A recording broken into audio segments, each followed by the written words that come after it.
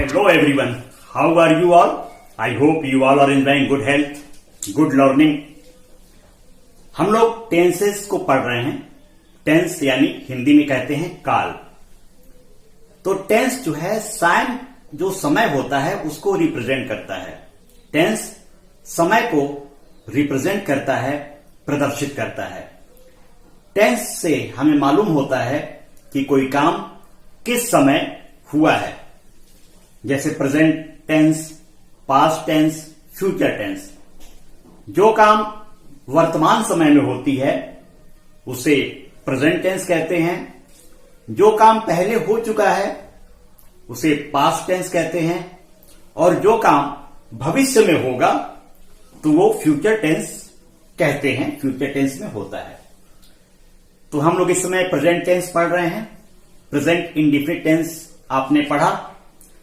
इसके बाद हम पढ़ेंगे प्रेजेंट कंटीन्यूअस टेंस, यानी काम प्रेजेंट में है और कंटीन्यूअस भी है, यानी वो काम अभी पूरा नहीं हुआ है, हो रहा है. तो प्रेजेंट कंटीन्यूअस टेंस, प्रेजेंट में कंटीन्यूअस. इसकी पहचान होती है वाक्यों के अंत में रहा है, रही है, रहे हैं इत्यादि शब्द आते हैं. इसको याद कर लीजिए. प्रेजेंट कंटीन्यूअस टेंस में वाक्यों के अंत में रहा है, रही है, रहे हैं इत्यादि शब्द आते हैं. अब इसको अनुवाद कैसे करते हैं, ट्रांसलेट कैसे करते हैं. तो इसको ट्रांसलेशन के लिए आपको मालूम है affirmative sentences, negative sentences, interrogative sentences और इंट्रोगेटिव निगेटिव सेंटेंसेस. तो अफर्मेटिव सेंटेंसेस में यानी साधारण वाक्यों में, साधारण वाक्यों में सबसे पहले सब्जेक्ट लिखते हैं. जो काम को करता है, डूअर होता है, उसे सब्जेक्ट कहते हैं. तो सबसे पहले सब्जेक्ट लिखते हैं. सब्जेक्ट यदि एक वचन है, सिंगुलर नंबर है तो इज लिखते हैं. सब्जेक्ट यदि मैं हूं, आई है, तो एम आता है. और यदि सब्जेक्ट प्लूरल नंबर है, बहुवचन है, तो आर लिखते हैं. इसके बाद वर्ब की फर्स्ट फॉर्म में आईएनजी लगा देते हैं. फिर ऑब्जेक्ट लिखते हैं और यदि कोई अदर वर्ड है तो अदर वर्ड बिल्कुल लास्ट में लिखते हैं. जैसे मोहन क्रिकेट खेल रहा है. मोहन क्रिकेट खेल रहा है तो इसमें काम करने वाला मोहन है. मोहन एक वचन है, सिंगुलर नंबर है, तो लिखेंगे मोहन. फिर इज एम आर में से कोई एक, तो मोहन एक वचन है तो इज. अब इसमें वर्ब में आईएनजी लगाएंगे. वर्ब है, क्रिया है, एक्शन वर्ड है खेलना, तो प्ले. प्ले में आईएनजी लगाएंगे, प्लेइंग. Mohan is playing. और फिर ऑब्जेक्ट लिख देंगे cricket. Mohan is playing cricket. यदि इसमें अदर वर्ड होता, कुछ और वर्ड होते, मोहन मैदान में क्रिकेट खेल रहा है, तो लिखते Mohan is playing cricket on the ground.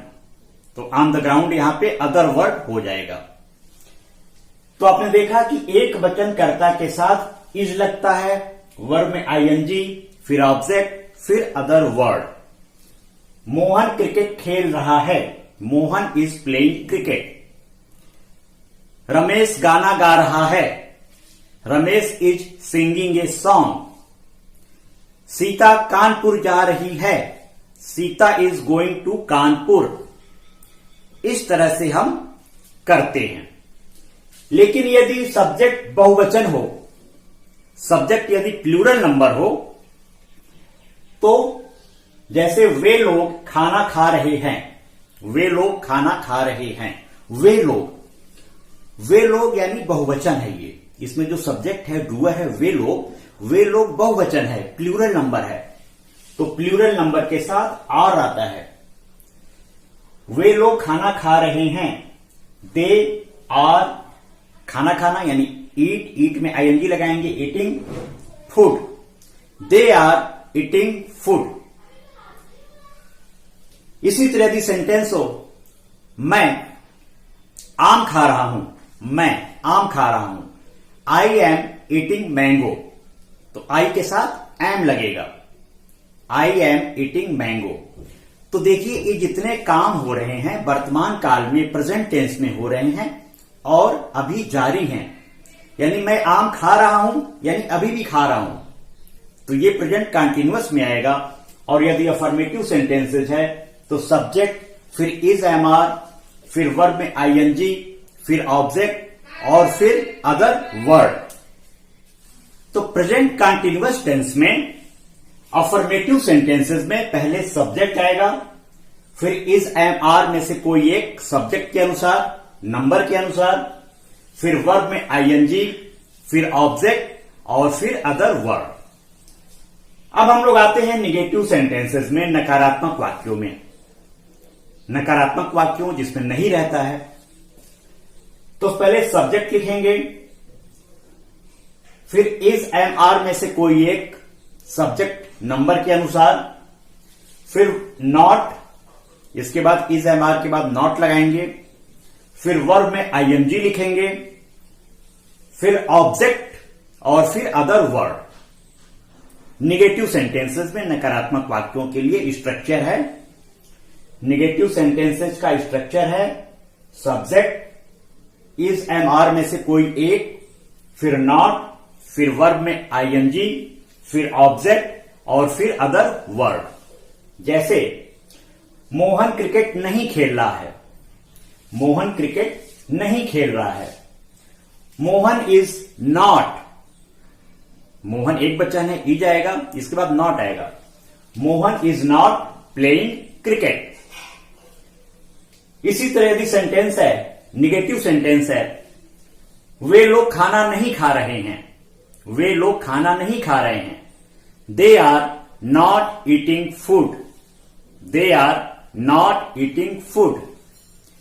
तो निगेटिव सेंटेंसेस में आपने देखा कि आपको सब्जेक्ट के बाद इज एम आर और इसके बाद नॉट लगा देना है, फिर वर्ब की फर्स्ट फॉर्म में आईएनजी, फिर ऑब्जेक्ट और फिर other word.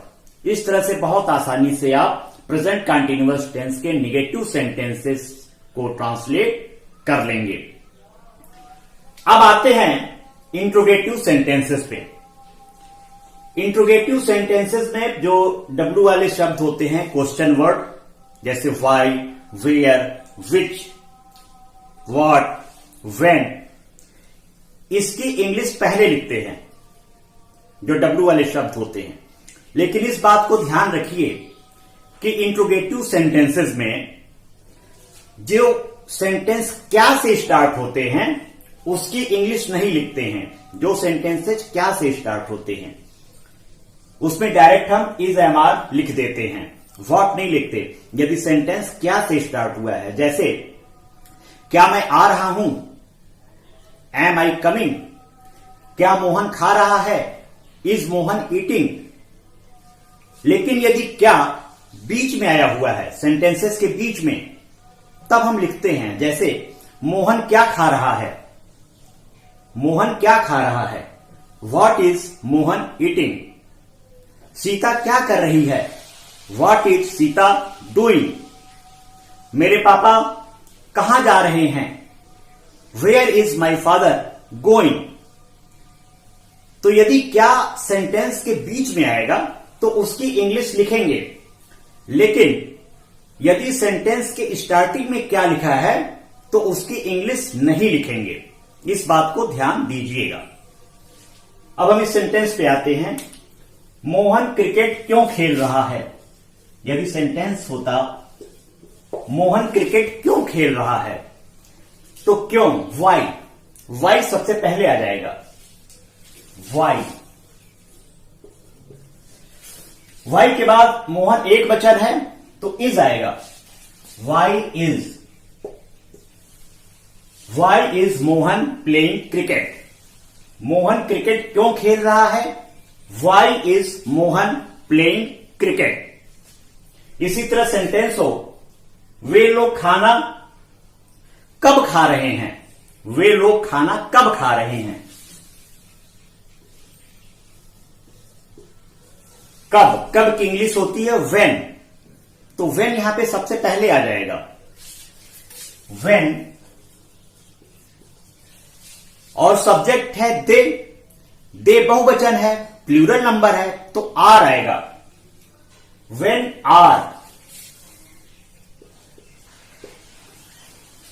Are they eating food, when are they eating food. तो इंट्रोगेटिव सेंटेंसेस में सबसे पहले डब्ल्यू वाले क्वेश्चन वर्ड लिखते हैं, फिर इज एम आर में से कोई एक लिखते हैं, फिर सब्जेक्ट लिखते हैं, फिर वर्ब में आईएनजी लिखते हैं, फिर ऑब्जेक्ट और फिर अदर वर्ड और लास्ट में क्वेश्चन मार्क, इंट्रोगेटिव मार्क लगा देते हैं। इसी तरह से इंट्रोगेटिव निगेटिव सेंटेंसेस में मैंने आपको बताया था, सारे टेंसेस में जितने भी 12 टेंस हैं सब में इंट्रोगेटिव निगेटिव सेंटेंसेस में जो नियम होता है इंट्रोगेटिव का ही अप्लाई होता है। बस अंतर इतना होता है कि सब्जेक्ट के बाद नॉट लगा देते हैं।